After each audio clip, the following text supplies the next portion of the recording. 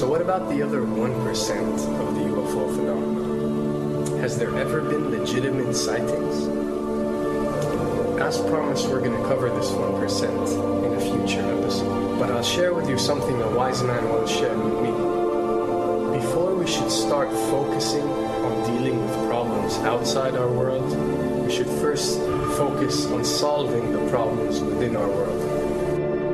And before you can start solving problems within your world, you first have to solve problems within yourself and within your surrounding environment of family and friends. So basically what I'm trying to say is that we have priorities that we need to focus on first and foremost so we can successfully build our lives and our minds.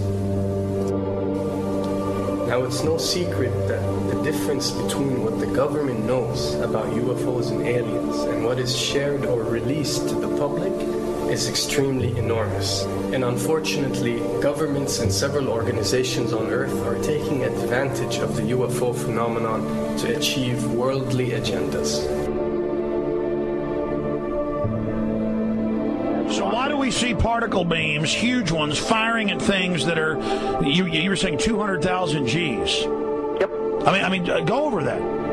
Well, because I think it's part of a test for if there are bad guys out there. Or maybe they're doing preparations for factions. We may be looking at more than one faction. Remember, these groups tend to fragment. They fractally fragment so that you have wars within wars within wars. You know. But why would NASA release that footage? Well, remember, you've got all the good guys in NASA, and then you've got a few who are not good guys. The good guys don't know that there's something to keep secret. Remember, the lie's different at every level. They believe the lies they've been told. So when you set up a structure, an institution, which is supposed to be open and above board and is supposed to present live TV of the shuttle missions, they present live TV. Now, the controllers can't say, oh, well, you can broadcast this, but you can't broadcast that.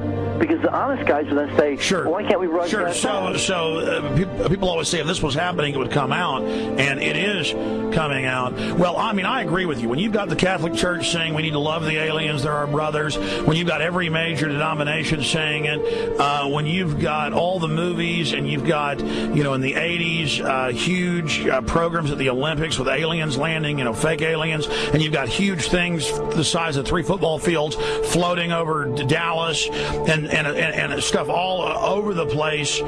Something's going on. And then I read government documents about fake extraterrestrial landings. Any of this. Why? I mean, you believe it's fake. Remember Operation Northwoods? Yes.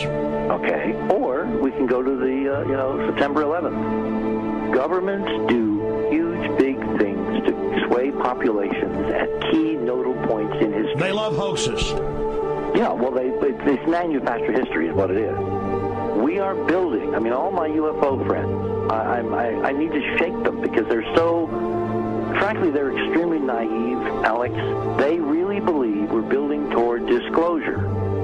I believe we're building toward a mass, carefully manufactured fake event where ETs, who are really humans, who are really part of this secret clique, who are probably Nazis, who have developed or perfected their technology from World War II, which is why you've got to get, Joseph on. They are going to basically fake out the world. And there's an incredible window on the Nazi black ops programs, the compartmentalized, incredible high technology efforts that were being funded by the Nazi war machine, particularly toward the end of the war in a desperate effort to win the war, and they fastened their hopes on several key technologies, some of which appear to be the control of gravity itself, which again is a separate piece of data from my work, which came at this from a hyperdimensional physics perspective. We know there's a lot of suppressed technology. 20 years after the B-2 bomber was already in service, they declassify it. So we have a lot of cases of that. We know there's a whole shadow government. This is technology in physics, Alex, that would make anything you think you know like a candle flame compared to a hydrogen bomb. This is a physics that literally allows you to rearrange time.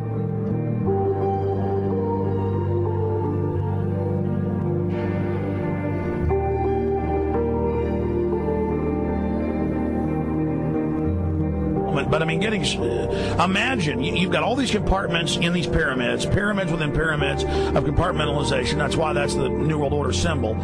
And we don't know what they've got because they are so secret. We know they lie so much. We just know it's advanced. Mainline scientists say they're 30 years advanced. So Richard C. Hoagland, what I'm saying to you is, I'm entertaining what you're saying. I respect you. I think you're a great guy. My only issue is, like you said, dealing with what we know they could be up to. The fact, Alex, we have done experiments. We have our own data. We have experiments now from the Soviet Union. 30, 40 years when the Iron Curtain came down, when Glasnost finally prevailed, a huge amount of stuff was declassified from the KGB as well.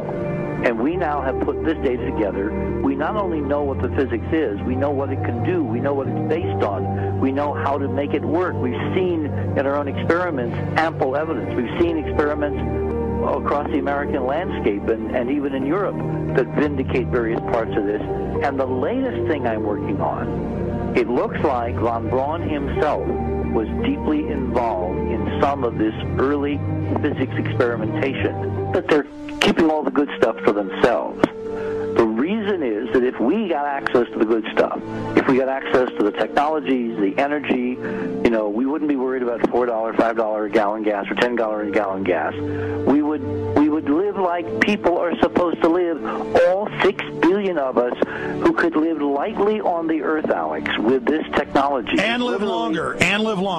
Absolutely, and better, and you could live to 200-300 and have the virility of your 20s and 30s.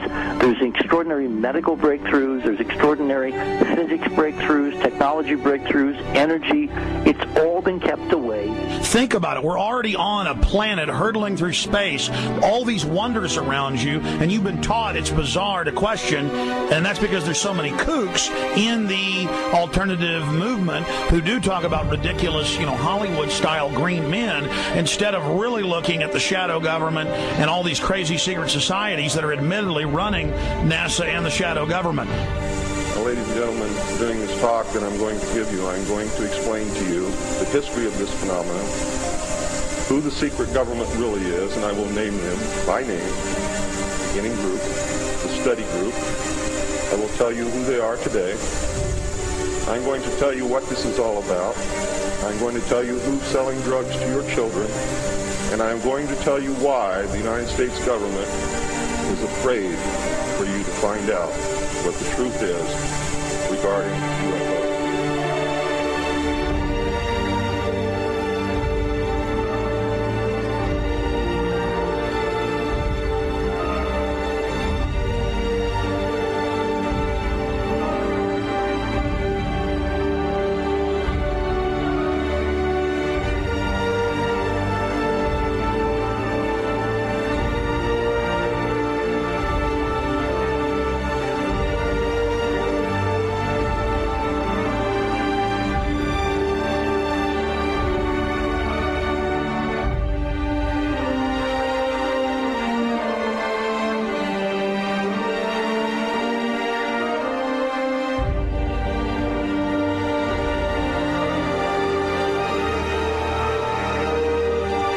And it turns out that even though she remembered that she'd been part of the team to debrief the astronauts, she couldn't remember a thing that they said.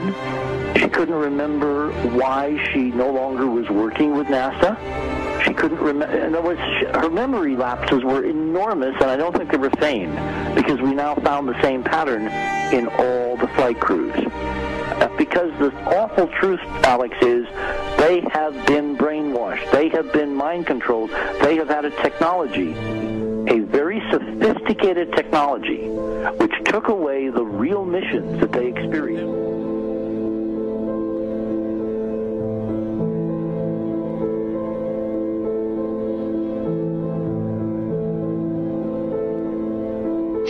Sorry.